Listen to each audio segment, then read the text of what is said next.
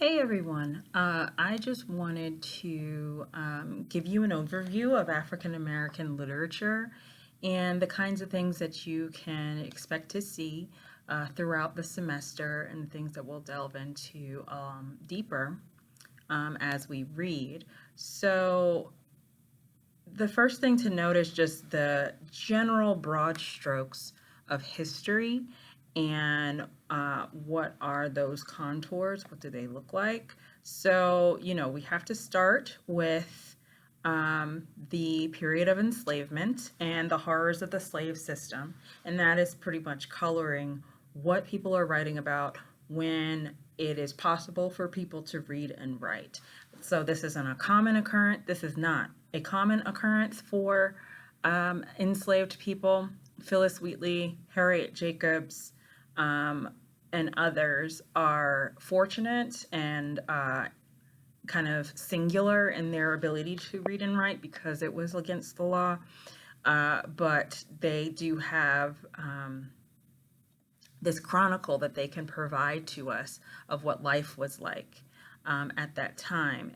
And then we kind of go forward into the Reconstruction period, which I also call the Black Nadir period, meaning well, it's like the Reconstruction and then Black Nadir. So the Reconstruction is like the jaunty time where things were going great and slavery was over and black people briefly had the right to vote all over the country and things like that. And there were troops stationed in the South to ensure that the Southerners did not re-enslave the black people, and also to ensure fair and equitable treatment. But for very complicated political reasons, they pull out and go back home in 1877. And so from 1865 to 1877, we've got congressmen, we've got, I don't know if we had senators, but people were involved in the political structure, people were amassing at least the beginnings of wealth and things like that. Then we get to the Black Nadir, which I think goes from 1877 probably until the Harlem Renaissance or till the start of the Great Migration, where black people in mass started to migrate to northern cities. So there are two different types of Great Migrations or of migratory patterns within the Great Migration. So we get from the rural South to the urban South. So like people on the farm from Georgia would make their way to Atlanta, to Savannah, to Macon, that kind of thing. Or here to Jackson, Mississippi. But then we have an even bigger migratory pattern where people are going to New York, to Philadelphia, to Boston, to Chicago, and then also to California, Pittsburgh, any place that's northward where factory work is kind of the mainstay of the economy. And the reason is is that the wages are kind of fairer. I won't say fair because definitely, even in the North, black people did not make as much money as white people, but you knew what you were going to get. I just read something over the summer. It was called The Warmth of Other Suns by Isabel Wilkerson. And she was just pointing out something that I never really thought about. If you can't read and you can't write and you are unable to do simple math, then your wages are always contested. So you hope to get wages when you do work in the South. Maybe you don't get them. Maybe people refuse to pay you or pay you less than what you deserve or pay you less than what you worked for. And so it was almost like keeping people enslaved by providing them with farming work to do, but then never paying cash money for that farming work, so that people never really could leave or amass any wealth in order to move move about and have, the American dream. So then we get to the world wars, kind of push us in a different direction. It first happens with World War One, when the troops come back, the African American troops. That causes a big push in the Great Migration because people are used to being treated similar, fairly equitable treatment from abroad as they were serving. So they kind of pushed forward, pushed and went northwards, not forward, northward. But in World War II, it was a bit different, and there's kind of a through line between people coming back from World War II and the spark and catalyst for the civil rights movement. It was like this time around they did more to assist, and also because of how what World War II, at least the European theater, was about. Seeing people in very similar circumstances to themselves. They wanted to agitate for freedom in the same way that the American forces basically freed so many Jewish survivors of the Holocaust. So all of this is influencing the literature, how your definition and your American identity keeps changing as a Black person going forward. So with that, after we get the civil rights movement, people start to focus a lot on, Martin Luther King's perceived dream and for a racial amalgamation, and I don't see color and things like that. But at the same time, we have Malcolm X, who basically is kind of the inspiration for the Black arts movement of the 60s and 70s, which is like, I don't want to assimilate, I don't want to accommodate, I don't want to be nonviolent, I want to fight back. I want to shoot back if I'm shot at. I want to fight against physical altercations that kind of colored the 50s and early 60s of people, going to do a nonviolent protests and being beaten, in some cases to death. So now they're like, well, let's get a gun and let's, go and fight back when this stuff is happening. So that's what's going on in the 60s and the 70s. In the 80s, I would say that was the moment for Black feminist writers and for people like Toni Morrison, Gloria Naylor, Alice Walker, to add gender to the conversation on race. Okay.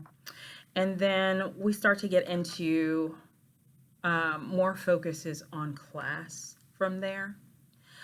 So when we get to the 80s, 90s, and up to the 21st century, really, it becomes like a question about, is it more about class than race?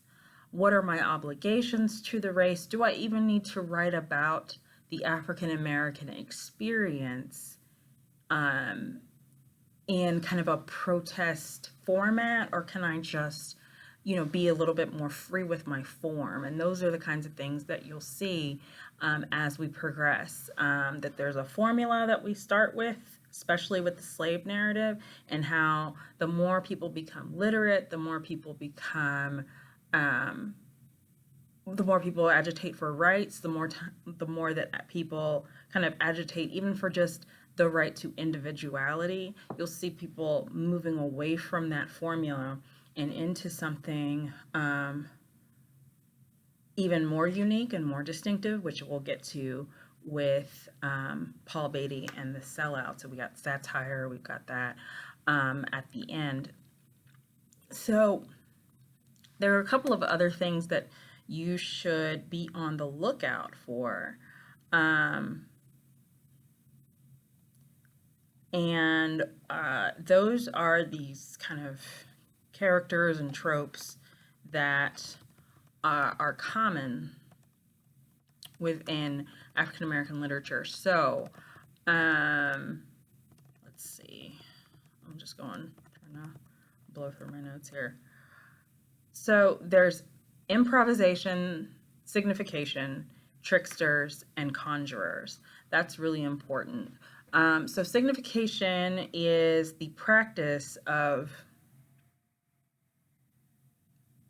verbal play for the purposes to confuse or disorient the audience that is hearing the speaker and for the protection of that speaker, right? So examples of signification are going to come up again and again, but the person who mostly takes part in it is the trickster figure.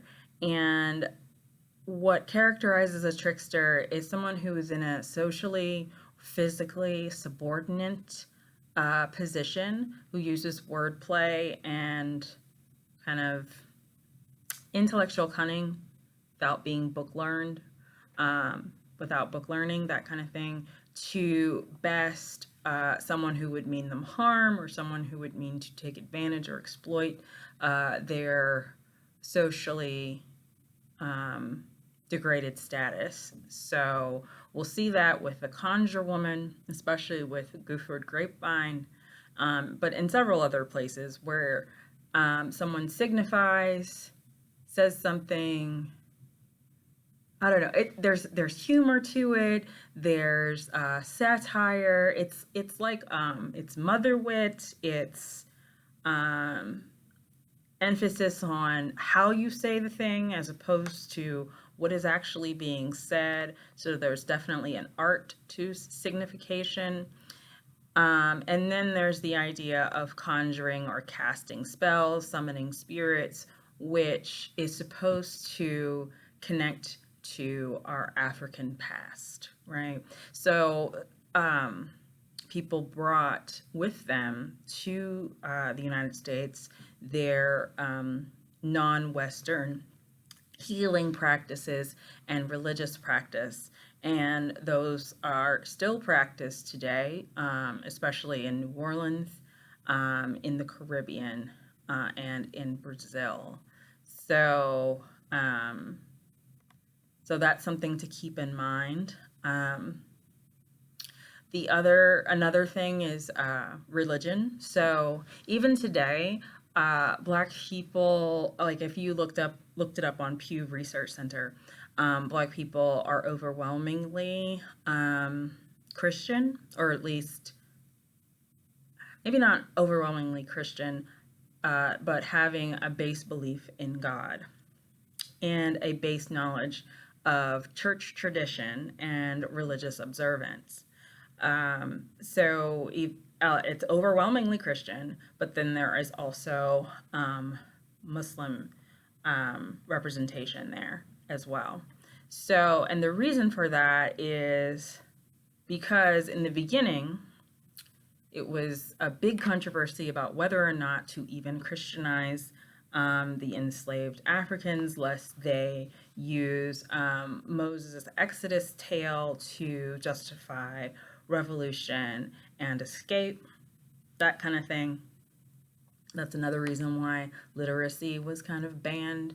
But another reason that religion becomes so important is because it ends up being the social center. The church ends up being the social center of Black life. So in slave times, it was Sundays that you could go and meet slaves from other plantations. You would all go to a meeting, which was like an outdoor setup of a church, something like akin to a revival without a tent. And so that was the time to kind of socialize and meet new people, or see family members who are residing on different plantations and things like that, to receive information, send information, all that kind of thing would happen at these meetings, in addition to the religious observance. But then as we move into, emancipation, etc., this is the place, again, the center of social life. And then it is the center of revolution and movements. It is not an accident that, or happenstance, that Dr. King is a reverend, that Malcolm X is heavily involved in a religious community, the Nation of Islam. All of that is important because of how integral the church is to Black life. Um, that is not to say that, Black people are 100%, faithful. There is definitely a growing contingent of Black atheists, namely Ta-Nehisi Coates. Ta-Nehisi Coates says that, but he also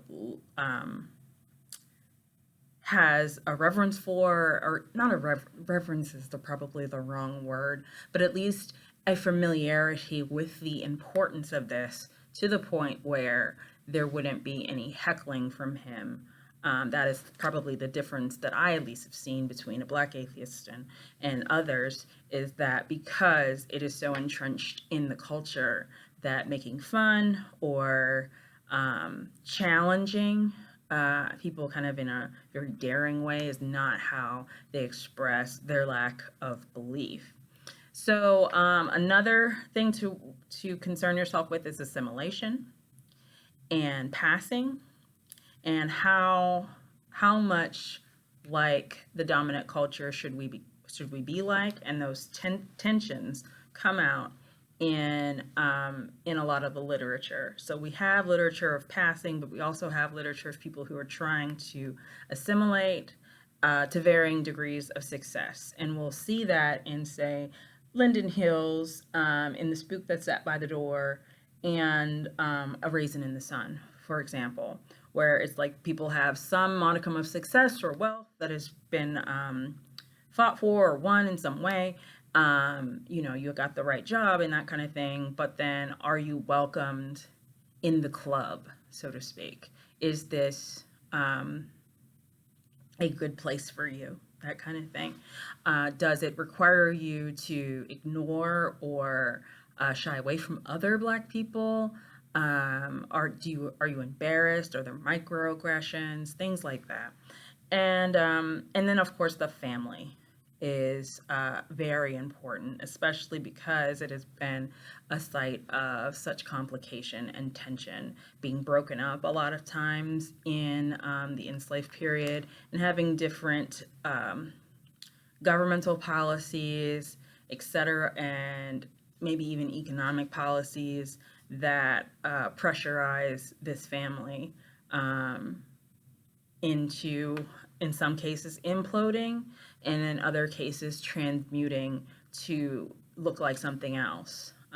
So that we have more, perhaps you have a female-centered household or a female-led household that is healthy and thriving, that you have more of a transient presence of different family members, play cousins, or what is like academically called fictive kinship, things like that, where you kind of cobble a family together in addition to your genetic family.